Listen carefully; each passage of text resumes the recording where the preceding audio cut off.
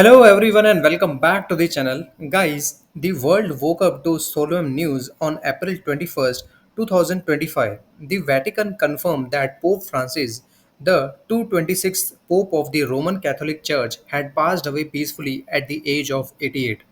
A man who transcended borders, faiths, and ideologies. Pope Francis spent over a decade redefining the papacy for the modern era. His death marks the end of an era, a time when compassion, humility, and reform echoed from the heart of the Vatican. But beyond the prayers and mourning, questions now arise. What legacy does Pope Francis leave behind? What was the extent of his wealth? Does he enjoy any luxuries in his papal life? And perhaps the most pressing of all, who will be the next successor to lead the Catholic Church into the future. So, guys, today we deep dive into these aspects to bring you the full story of his life, wealth, and impact of George Mario, the man the world knew as Pope Francis. So, guys, let's get started.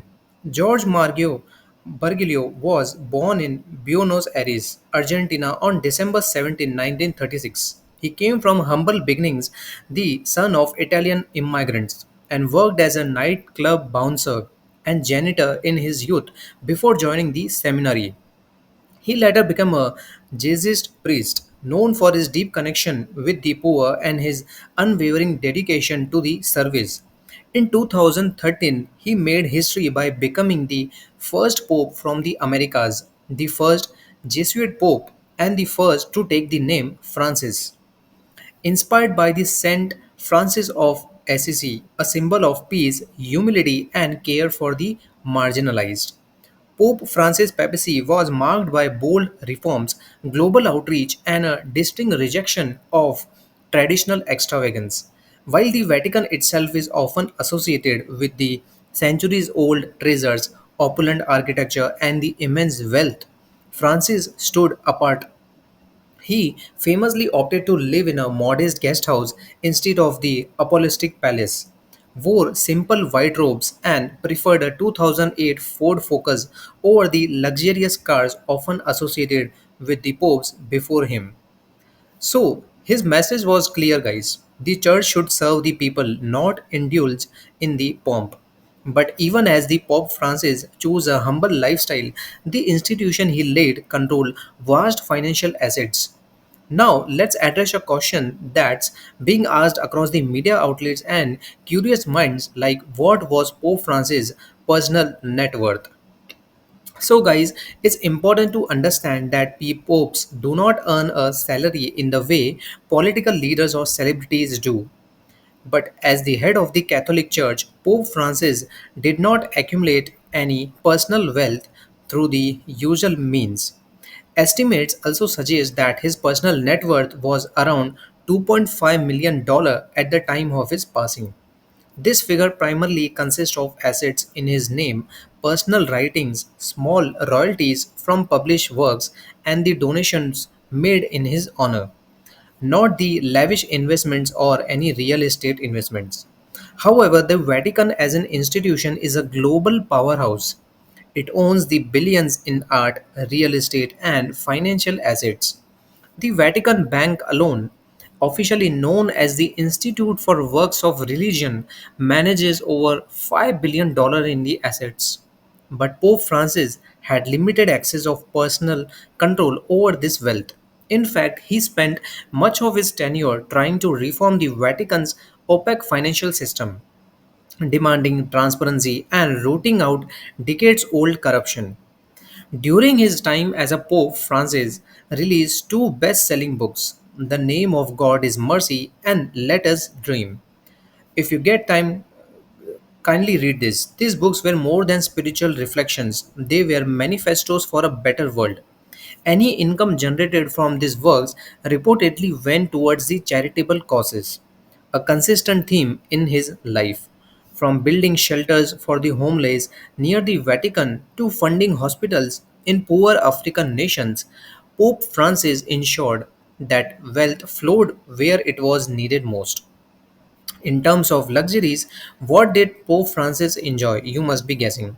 If anything, unlike some of his predecessors who wore custom made red Prada shoes and sat on the glided thrones, Francis chose black orthopedic shoes, an iron pectoral cross, and a wooden staff.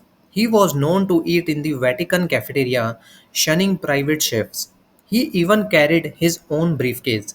Yet, despite all of his modesty, he did receive honorary gifts from the dignitaries, including a Harley Davidson motorcycle, which he later auctioned for the charity. Francis also traveled extensively from the United States to Myanmar, from Iraq to the Congo. His global visits were not just political or ceremonial, they often included impromptu stops to bless the sick, embrace the poor people, and call for the peace.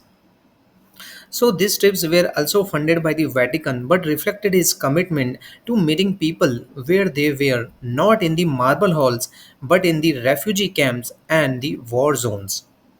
Also, his social teachings were revolutionary in tone. He spoke out against climate change, income inequality, and even cautioned the rule of unregulated capitalism. He pushed for a more inclusive church, one that embraced divorced Catholics, welcomed LGBTQ community, and apologized for the historical wrongs like the abuse scandals and colonial violence. He also opened doors for the women to take more active roles in the church administration. Through the he stopped short of allowing female priests. Also, as for his health, the last few years of his life were marked by the complications, including scatia, a partial colon removal surgery, and recurring respiratory issues. Still, he carried on his duties with a resilient spirit, often appearing in public even when in visible discomfort. His final address to the faithful, just weeks before his death, reflected the themes of hope, unity, and the eternal struggle for justice, a fitting farewell. Now, guys, now with the pontiff gone, the world looks to the College of Cardinals, the process to elect the next pope, known as Papal Conclave, is already in motion. In a secretive vote held in the Sistine Chapel, 120 cardinals from around the globe will cast ballots until a two-thirds majority is reached. As of now, several names are being discussed quietly in Vatican circles, including Cardinal Peter Turkson from Ghana, Cardinal Matteo Zuppi from Italy, and Cardinal Luis Tagle from the Philippines, each representing a different ideological wing and the geographical region of the church. Whoever emerges as the next successor will inherit a church shaped deeply by the Francis vision. A church called to carve, to care, to serve, and to be unafraid of the change. Pope Francis may no longer walk among us, but his legacy lives on in the compassion he preached, the humility he modeled, and the justice he pursued. He was more than a spiritual leader. He was a beacon of human dignity in a world often fractured by division. So, guys, as bells toll across cathedrals and prayers are whispered in homes from Buenos Aires to Rome, we remember a man who dared to be different.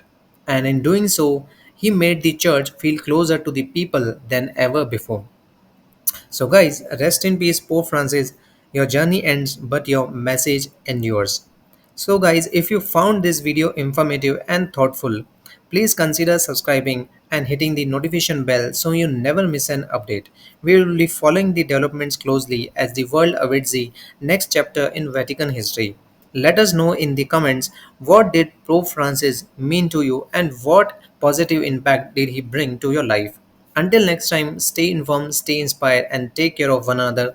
And we will see you in the next video.